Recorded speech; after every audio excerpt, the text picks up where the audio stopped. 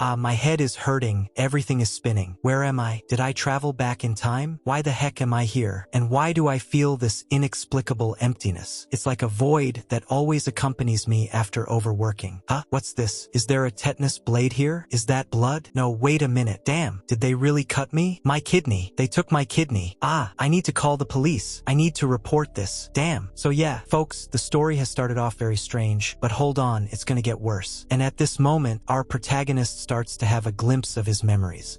Dr. Lin, wasn't it just for you to remove the kidney? The situation is bad. The price of kidneys has dropped a lot. They told us to take everything we could. Wait a minute, Dr. Lin, do you mean you're gonna empty him out?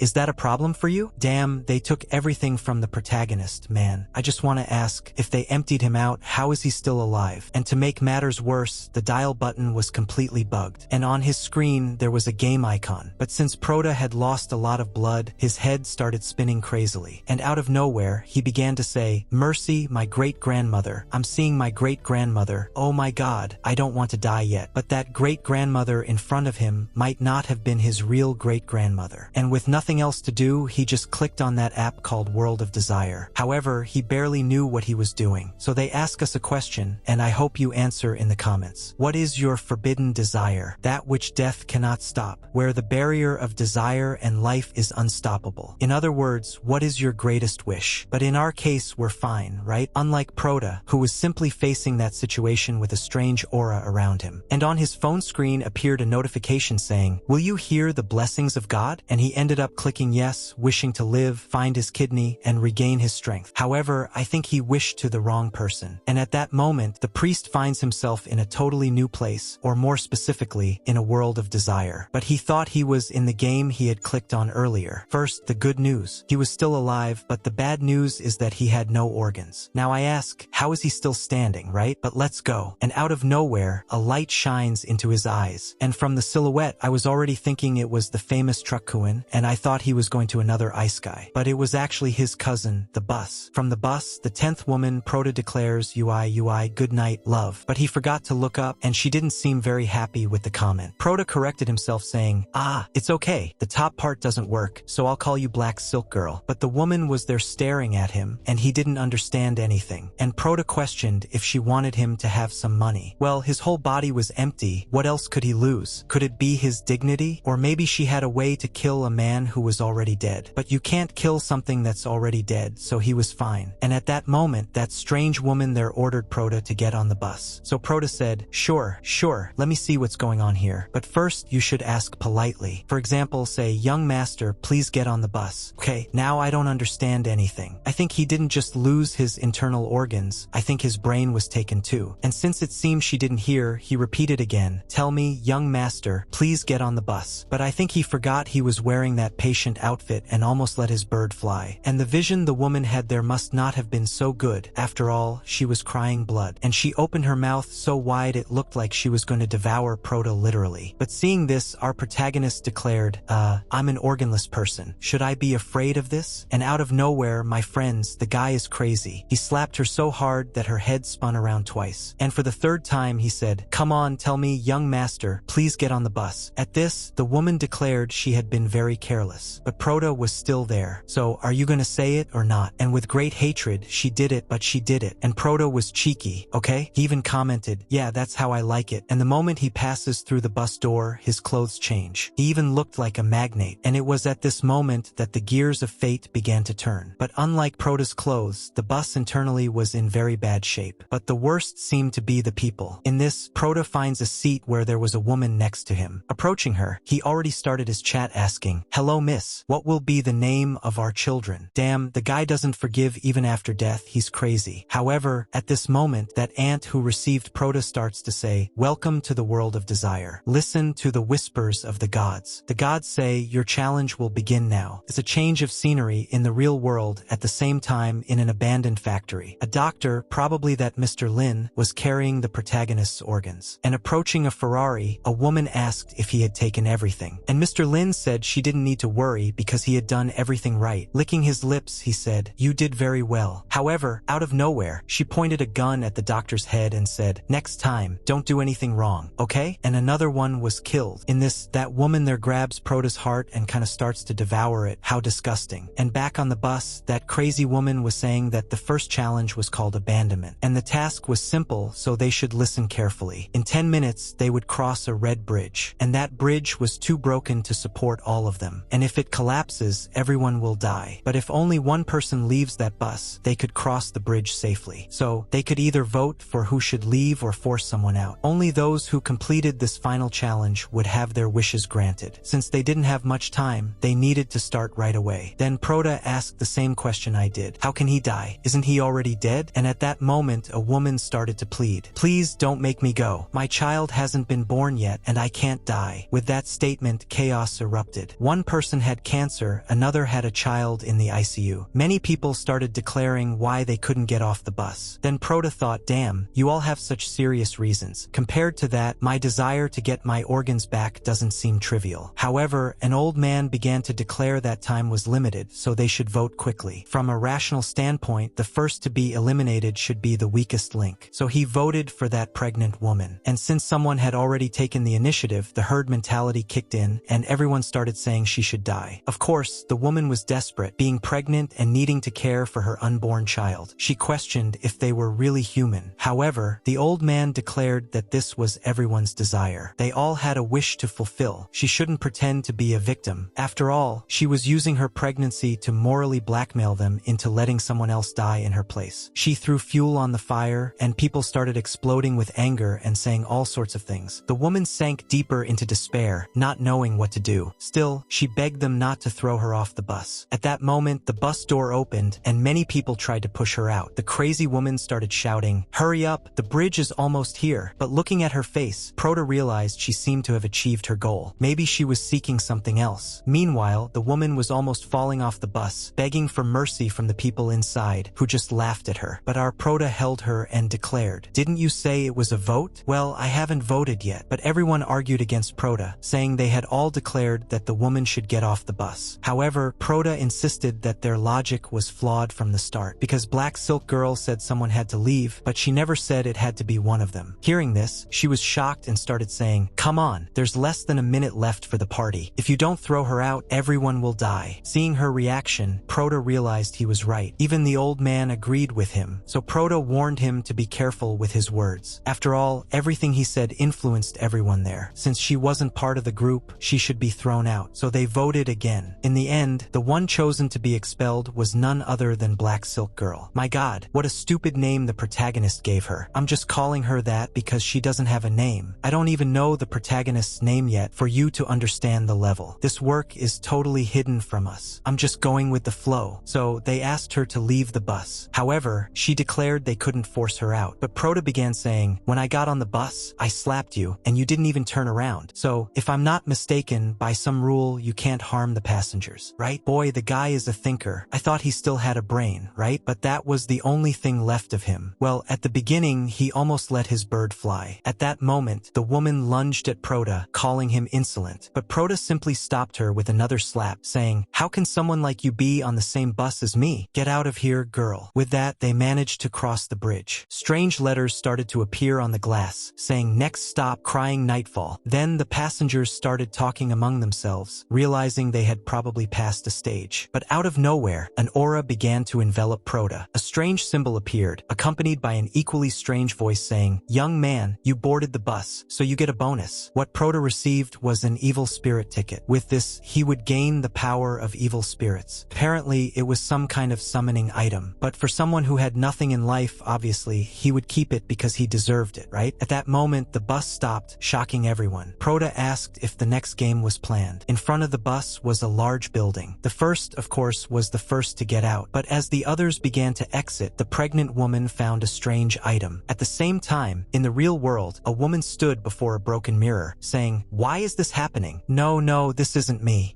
If only I could return to my original form. It's all his fault. I want him dead. I want him dead." Back in the world of desire, the pregnant woman was startled by a doll in front of her. Well, I'd be scared too. I'm afraid of dolls, you know? Her fear was so great that she even kicked the poor doll. At this, the protagonist declared that she was very scared to be afraid of a doll. After everyone left the bus, they began wondering what to do since the bus was still leaving. And another thing, it was uncertain if they could survive. The place they arrived at was called the Old House, stained with blood. So, if no one had died before, now for sure someone would. Just by the name alone, it was scary. And like the last time, probably this time there would be some kind of instructor to show what the objective of this phase would be. A woman appeared and said, "So you are the volunteers for this moment? I am the director here, so follow me." Entering that kind of nursing home, the woman declared they had arrived just in time, as those elderly people were hungry. Out of nowhere, a woman approached Proda, hugging him, and Proda said she needed to stay calm, no need to be so scared. But back to the woman's explanation. She declared that each of them was responsible for 3 rooms, and on each door, there were instructions left by the children who took care of them previously. Therefore, they must follow these instructions carefully. If they broke the rules, they would face the consequences. Then she gave them a tour of the place, showing a lot of things, but I'll skip that. Then they reached the main hall. Out of nowhere, she threw several papers into the air, saying that this would be their task for the day. They couldn't wait any longer. Oh, and she left one last piece of advice. After dark, they should stay in their rooms and not leave. It was also not recommended to sleep deeply during the night. So, Proda was assigned to room 203. His task was to deliver food to the elderly, but he complained that the director hadn't said anything about salaries. The door had a few instructions saying, mute, irritable, dirty, fully cooked. Wow, what instructions. Precisely surgical, my friend. And to top it off, how can a professional get something without declaring volunteer work? And since he had to deliver food to the elderly, he had to go to the kitchen first. As he descended the stairs, since it was on the first floor, he felt like he was being watched. While walking down the hallway, an evil aura emanated from him. Seeing this in front of him, the protagonist thought that if he wasn't careful, it could be a threat to his life. The tasks seemed almost the same, as there were already many people in the kitchen. Proda wasn't very good at making pretty dishes. He just planned to make a steak for the old man. Meanwhile, a chubby guy was talking to that old man from before, saying he saw blood coming out of the door of room 101. The old man said that his task was also to clean the room, and it seemed like someone had been eaten in that room. But the old man didn't care, he just asked for some meat with pepper. Proda was just observing the conversation, and the old man kept saying, "This is not my first time in the world of desire, but each challenge is different, so I don't know how to avoid the dangers. However, I can warn you, while I was cooking the steak, guys, the steak, whatever your wish is, if you reach the end, I advise you not to try to resurrect the dead." When asked why he couldn't do that, he replied, "The dead cannot come back to life. After all, how can you be sure that the person resurrected that way is still the same person?" A guy asked if he was implying that whoever resurrected would become a ghost, but the old man said he didn't know, but they certainly wouldn't be human. He also understood that only those who were near death or had extreme desires entered the world of desires, and it was obvious that this was hard for them to believe. But he advised them, when you are consumed by desire, death is actually a release. Back to room 203. Proda knocked on the door, but no one answered. Well, what did he expect? It was already written on the door that the old man was mute. He then calmly opened the door and, when he saw the old man, he was completely finished. However, Proda didn't care and just placed the plate of food on the table. The old man quickly lunged for the plate, eating non-stop. Seeing this, Proda commented that his task seemed quite simple and he really got a bit lucky. But out of nowhere, he was attacked by the old man. He was hit right in the stomach and started to speak. If you didn't like the food, you just had to say so. No need to keep eating other people's stomachs or trying to grab a person's heart. The man even tried to find an organ inside Proda, but there was nothing, which obviously surprised him. In these thoughts, he questioned if Proda was really human. Seeing this, Proda declared, "You must be joking with me, right, old man? Who would have thought that even after death you'd be fooling around, alive or dead? Seems like there's always someone who wants a piece of me. Do you think I'm a Lego doll, and you feel like playing with parts of my body? And besides, why are you so picky about food? You don't eat what they give you? Why don't you answer me? Why don't you beg for mercy?" The monster even tried to say something, but as it was written on the door, he was mute. With a smile, Proda declared, "Oh dear, I don't understand you." However, at that moment, the pregnant woman opened the door at the wrong time. The sight before her was totally terrifying, and of course, seeing this, she fainted. However, Proda didn't care and continued talking to the old man. "If it weren't for the task you're asking me, I'd really smash your head. Or better, I think I'll kill you." But the skill he used with the summoning talisman simply ended. He was extremely annoyed because it only lasted 3 minutes. Well, that wasn't a problem, he could summon again, but no, because there was a 3-hour cooldown to use it again. Well, it makes sense, right? Summoning a strong spirit like that, putting everyone on your side wasn't very normal, right? His attitude towards the old man changed dramatically. He even started showing affection, saying it was okay. It was all misunderstood. It was all madness in his head. The old man, still afraid afraid of Proda, just agreed with everything. A while later, the pregnant woman woke up, but I think Proda doesn't understand personal space, and he approached her saying, "Oh, you're awake." To make things worse, he started pushing her into the room as if he was about to do something to her. And to worsen the situation, he began saying, "Shut up, don't be afraid. Actually, I'm taking care of a very boring task. Knowing too much isn't good for you. Know that I'm a nice guy, so please keep this a secret." Given what she had seen before, the only thing she could say was that she wouldn't tell anyone. So Proda asked if she needed anything from him. She grabbed Proda's feet and began saying that she needed his help, that she would do anything he asked. Looking at her, Proda remembered that place was dangerous, and since his summoning ticket was on cooldown, he needed to be careful. With that, he agreed to help her, but he couldn't guarantee he'd complete the task because he didn't want to risk his life. The woman then explained that her task was to help a woman take a bath.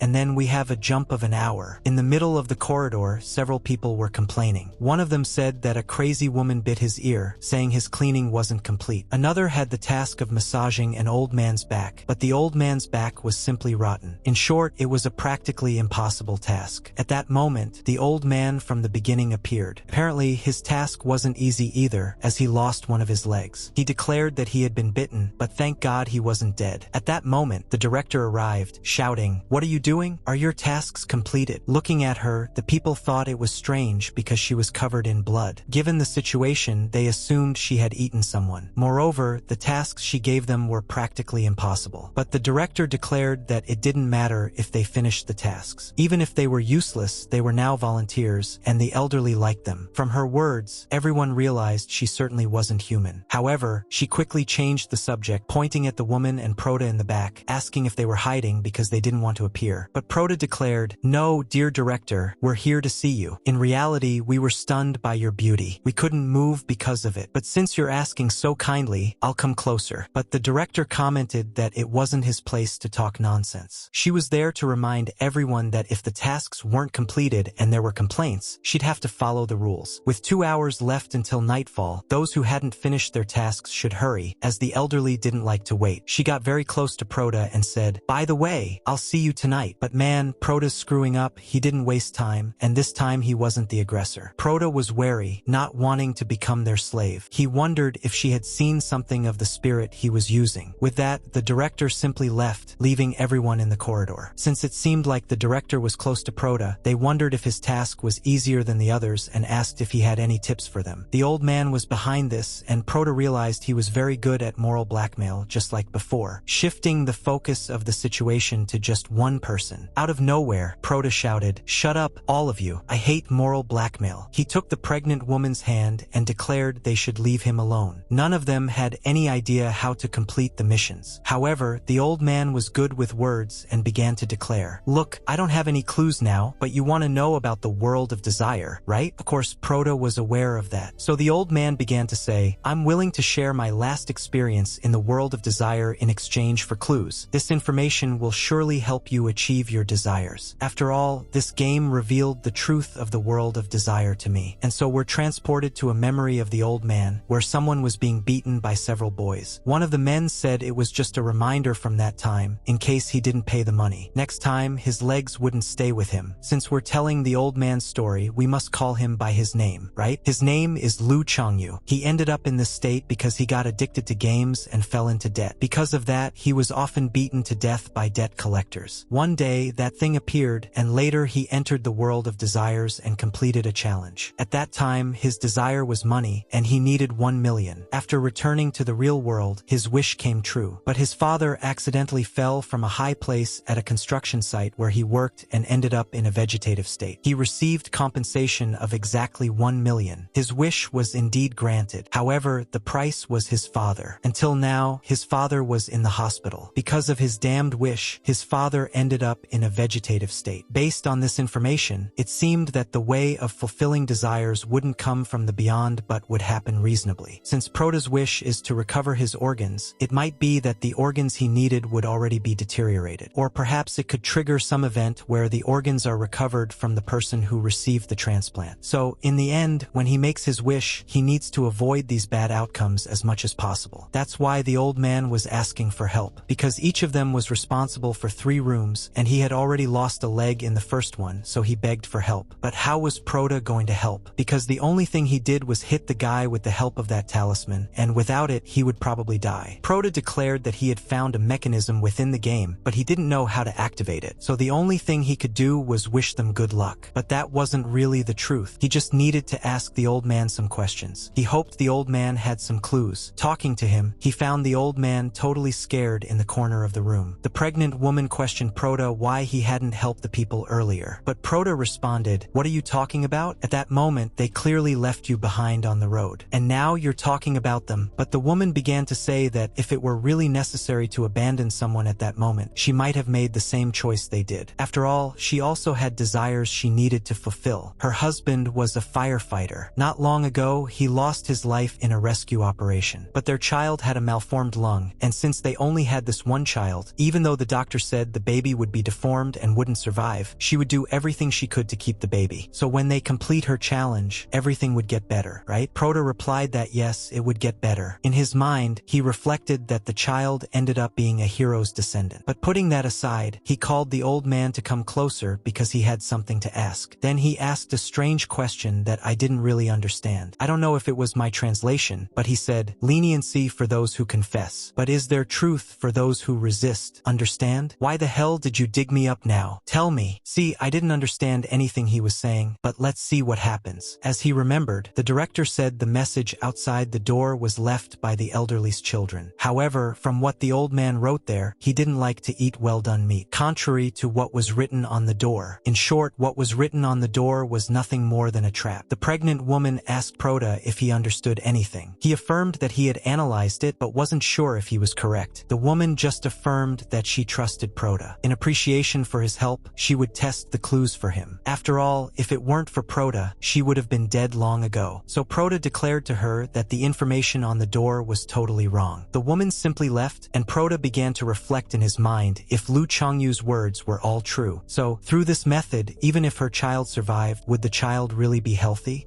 Forget it, I need to think about what I'll do tonight. Although the director is really impressive, she doesn't seem human. Actually, humans can't, or at least shouldn't. I don't know, my head hurts. 2 hours later, the mission finally ended, and he was wondering if Yunli, the pregnant woman, had completed the mission. But in the end, it wasn't the pregnant woman who opened the door, but the director. Even the old man, who was as scared as a rabbit, kneeled before her. Proto thought he should pretend to be dead to avoid getting caught. However, she began to declare, "Why are you standing there? Let's go. Let's take a trip with your Nana." For those who don't know, Nana is like an older brother, you know? Something like that, but Nana is a nicer way to say it. But Proto wasn't very confident about going with her. After all, his passage was still on cooldown, and the director was clearly stronger than the old man. Considering everything happening now, he was screwed. However, to maintain his innocence, he had to find a way to deceive her. So he began to declare, "Oh, director, I would love to be with you, but actually, I'm a man without a motor. My V12 motor was taken by bad people. Actually, both motors disappeared. Bad people did this so I couldn't love anymore. They did this so I couldn't love anymore." The director approached him, asking if what was in his chest was a zipper. Damn, Liz, a zipper? A zipper? Proto even asked if that was a zipper in her family. However, the director ignored him and said the volunteers responsible for room 401 and the old man were leaving, so he should find them and then sleep. However, Proto still insisted, asking if he really had to go. After all, she had said before they needed to meet after dark. Didn't she want to? But the director asked, "What are you talking about, young man?" Proto quickly corrected himself, saying, "Oh no, I'll meet these young people quickly, my dear." The director said that if he met them, she wouldn't let him work for free. After all, the reward wasn't important. The main thing was to help the director share her concerns. In short, if he helped the director, he wouldn't have any work to do. From what Proto remembered, the person responsible for room 401 was that girl he met and sat next to on the bus. Speaking of which, he hadn't seen her among the crowd back then, so he didn't know if the director wanted him to find the girl or help collect the remaining bodies. But it wouldn't help him to keep thinking about it, so he just moved on. Strangely, the stairs started spinning, and he began to feel dizzy. Oddly enough, his footsteps were too loud. It didn't make sense, as he was wearing sports shoes. It sounded more like high heels clicking. At that moment, he heard footsteps approaching him, followed by a voice. "Look, I finally found you." Hearing this, Proto wondered if it was a ghost. But he didn't need to be afraid. After all, Proto didn't have organs. However, he needed to find a way to escape, so he started singing in desperation and quickly climbed the stairs. But that woman or ghost kept following him. The ghost asked Proto Prota to wait, placing her hand on his shoulder, which obviously froze Prota from head to toe. He began to question his mind. Do you think I'm your horse to ride on? No, I won't wait for death. I can only use my big treasure to scare her. Suddenly, he started saying really crazy things, and I didn't even know what he was talking about. What was he saying here? He claimed he was going to cast a spell, but I don't think he could do that since the ghost was holding his hand. The ghost approached him and asked, "What did you just say? Were you trying to exorcise me?" But Prota replied, No,